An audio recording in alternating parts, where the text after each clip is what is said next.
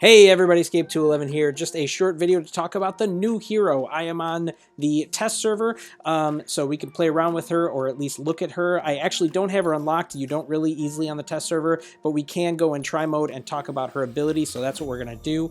First off, she has a double-barreled shotgun, so she has two quick shots, quick tap, double tap, and damage here is low at one level, or at level 1, but you'll see it's actually quite good when we get into try mode at level 10.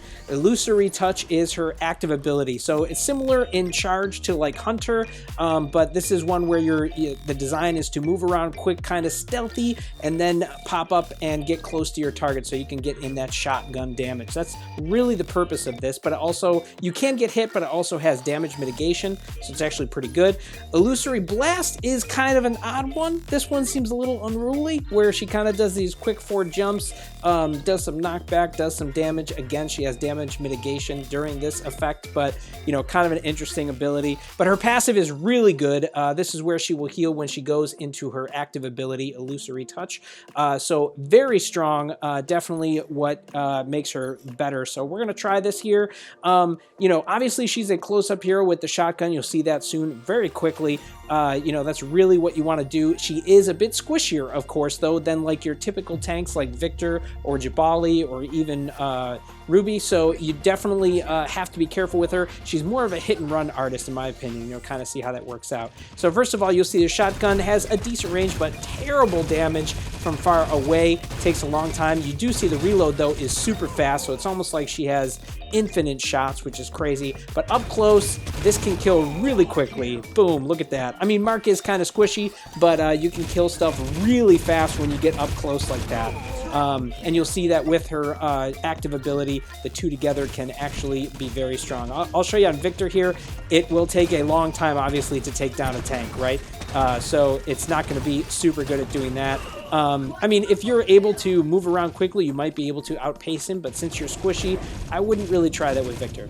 This is her active ability, though, the Illusory Touch. Pretty darn solid for 4 seconds, lets you move around in this low profile, and then you're able to get the damage mitigation. You can stop it at any point, you know, as if you tap the ability again, because ideally what you want to do is sneak up on your target, get next to him, pop up, do some damage from it initially, and then finish them off very quickly with the shotgun. So it's kind of like an assassin role that you're going to do. And then her, you know, ultimate is this. And you can move during it, but it's very hard to.